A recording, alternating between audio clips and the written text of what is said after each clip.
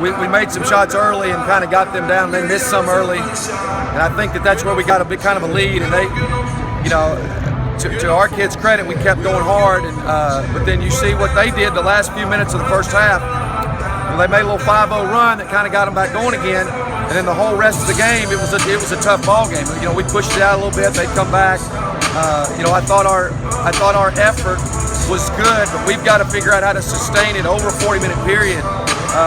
We can't count on up and down, and I saw us do that a little bit tonight. I thought our defense was really, really, really good, and then it was really, really, really bad. So we've got a lot of work to do. Once again, you forced 20-some turnovers. It's like the 6th time this year. Just kind of talk about your defensive effort, but also 5 players in double figures. Well, we got 7 scholarship kids that are playing, and so we're handcuffed on some of the things that we can do. We love to press. Coach Russell's a genius with the press. He does so many good things with it, but you can't do it forever with what we got. So you take out one of the best things in it. It's a cumulative effect. But if we can keep getting better and get a little bit more shape, get a little rested, I think we've got a chance. But again, a lot of work to do to try to sustain. And Imani had a good ball game, a great game in one respect, and a horrible game in another. I mean, that's kind of how we are right now. But with only 7 scholarship kids, that's about probably right now today. That may be about as good as we can do. Well, she'll hesitate. Instead of being aggressive, she'll hesitate, and whenever she hesitates, she makes mistakes. When she just plays, she's fine, but she's wondering what I'm wanting her to do half the time. Well, I guarantee you what you're about to do is not what I want you to do. And so if I can keep her in that mode of going and then teach her how to set back up and set offenses up, she'll be great because she's got another gear.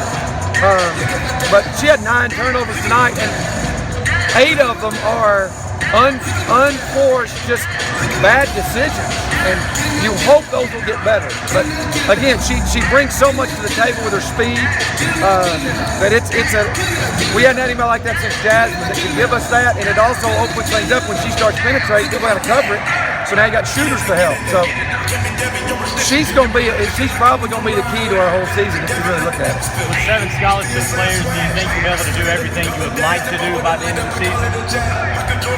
Probably not. We've talked about it. We're trying to reinvent ourselves, and that's hard to do this late in the season. We know we can press. We know we play pretty good man defense. We know we got a 1-3-1. We need something else, and then we need to get a lot better at executing, so that if we're not doing one thing right, we can switch to something else.